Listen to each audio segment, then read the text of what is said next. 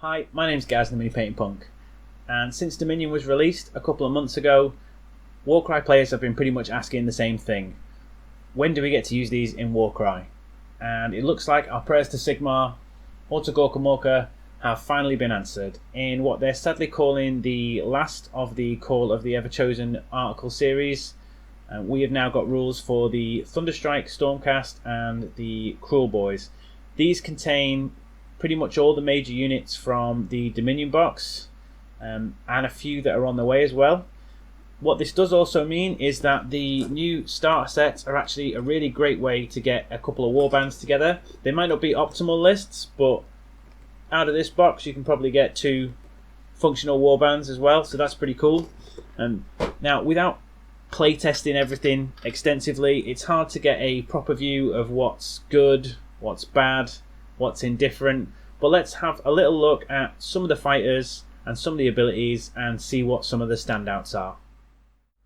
So let's have a look at the Stormcast first, because one thing Warcry is sorely lacking is any Stormcast warbands.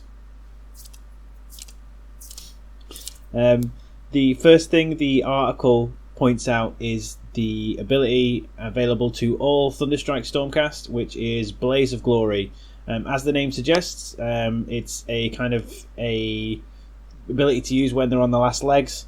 They can only use it if they've taken 15 or more damage points, which for most Stormcast fighters will mean when they're on 5 hit points or less. The ability is only a double, and they get to make a bonus attack action, which I can see being pretty useful as a bit of last minute damage out of units that probably aren't going to be around much longer.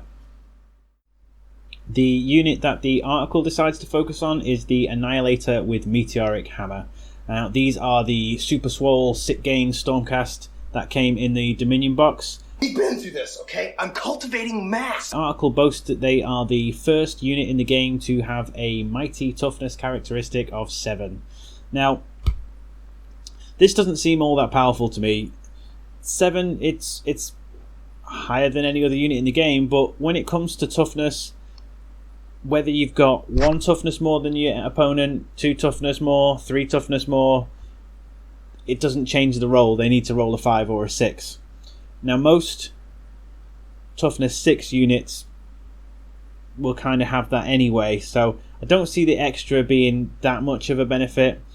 If you compare it to the probably closest unit stat-wise, which is the Retributor from the Stormcast Warrior Chamber warband, the stat line's very similar. In fact, the only difference is that the Retributor gets 3 attacks rather than 2, and it has 6 toughness rather than 7, which, again, most things are still going to need to be rolling a 5 or a 6 against it.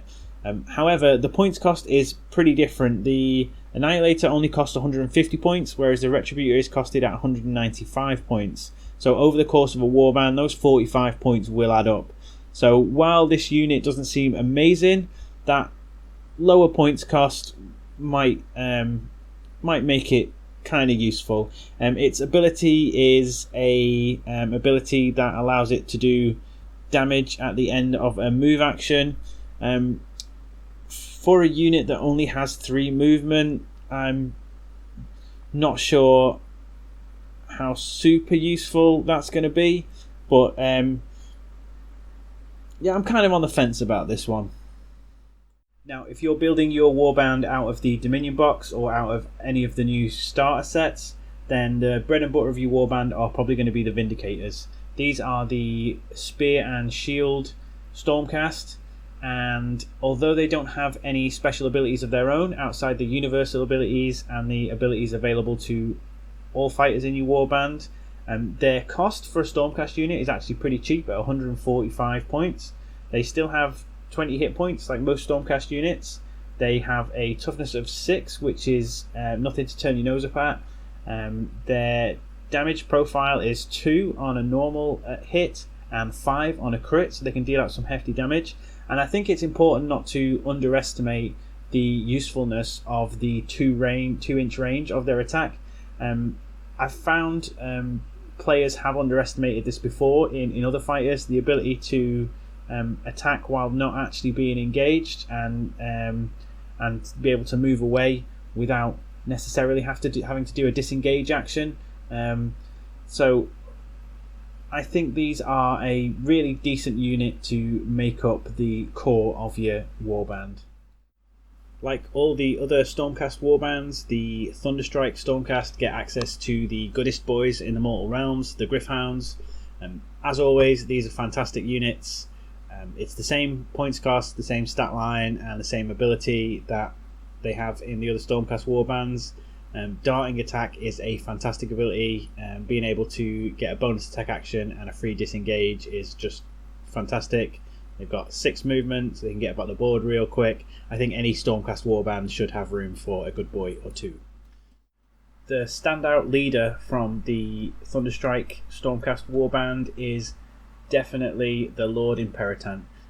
He has a decent stat line, a 32 hit points, which means he's going to take some killing. But really, the thing that stands out about him is his special ability, Coordinated Strike. This is a triple, and it's pick a number of other visible friendly fighters equal to half the value of this ability within 9 inches of this fighter. Each fighter picked can make a bonus move action or a bonus attack action. So that has the potential to give 3 of your fighters a bonus attack action, which, if used in the right way, could completely turn the tide of a battle. It's a nice, fairly unique ability. I don't think I've seen anything exactly like that before. I know some of the abilities are kind of almost the same but reworded, but I don't think I've seen anything quite like that one before. And yeah, I just think that ability is sounds pretty powerful and sounds pretty fun to use as well. Some of the other leader models do look interesting as well. I'm looking forward to the Knight Judicator coming out. That will add some much needed hefty range damage to the warband as well.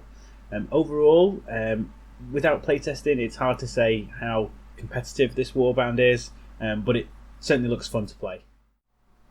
So let's take a quick look at the Cruel Boys.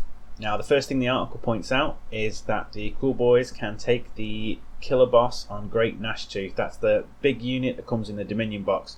The Stormcast don't get to take that unit in Warcry. This unit has a fairly hefty stat line. It's 38 hit points, which means it's going to be fairly hard to kill. 8 moves, so it can get around the board quite quickly, though you do need to remember with mounted units that they can't climb terrain features. So it's always tough as well when units are on bigger bases like that, and they can sometimes struggle to get around the board if it's quite densely populated with terrain.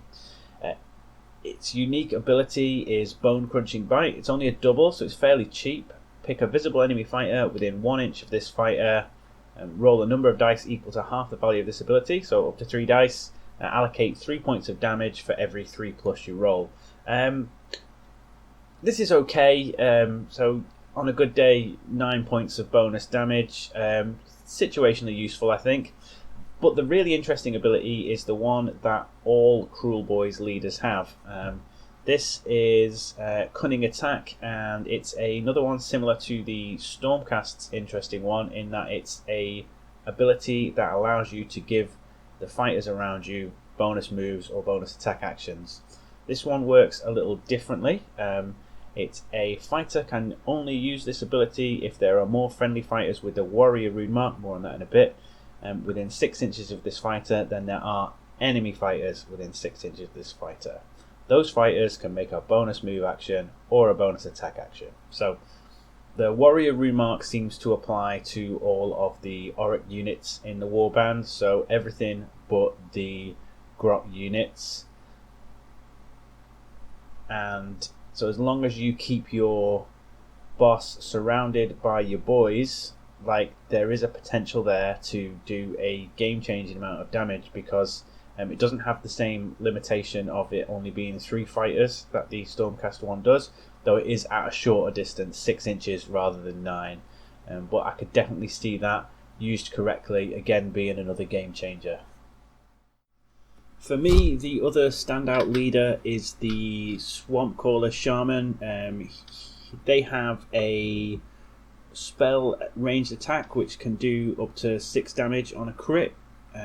They also have the ability Summon Boggy Mist, which allows you to subtract 1 from the attack's characteristic of enemy fighters who are within 6 inches of this fighter, so that has a good potential to nerf some enemy damage as well. The article also mentions the pot grot, which at 35 points is possibly the cheapest fighter in the game.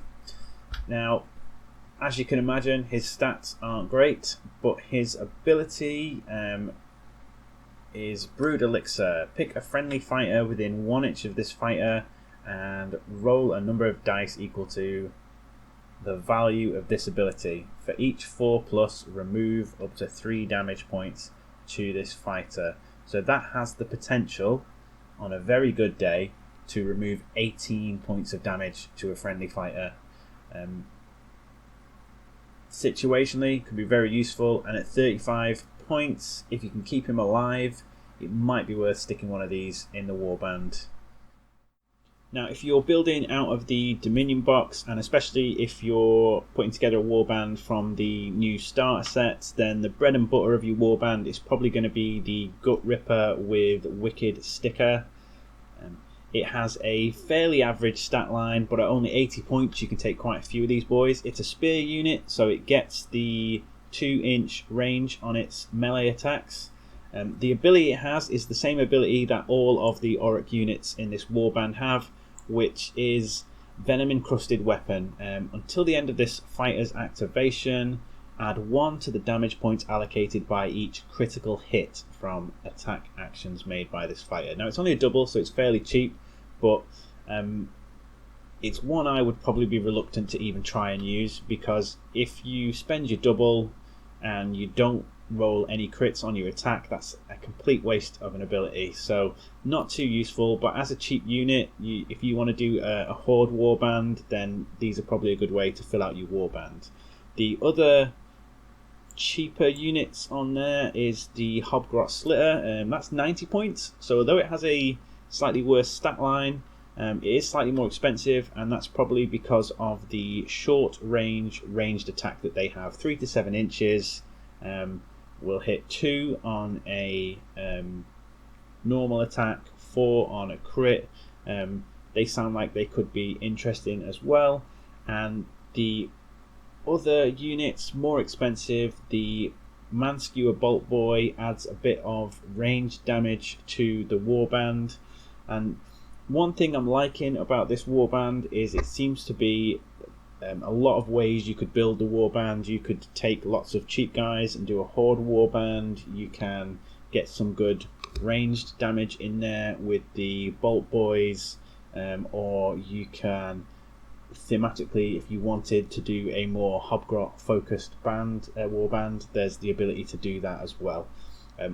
Overall, I think the most fun I'm going to have with this warband is building all those different types of warbands and testing them out. But again, without playtesting, hard to know how competitive they are, but it looks like there's a few fun builds you can get out of your Dominion box, and I'm looking forward to giving them a go. Thank you so much for joining me in the last of the Call of the Everchosen series. Now, a lot of people have been worried about that, thinking that this might signal the end of Warcry. 2, 1. Now is the end. Perish the world.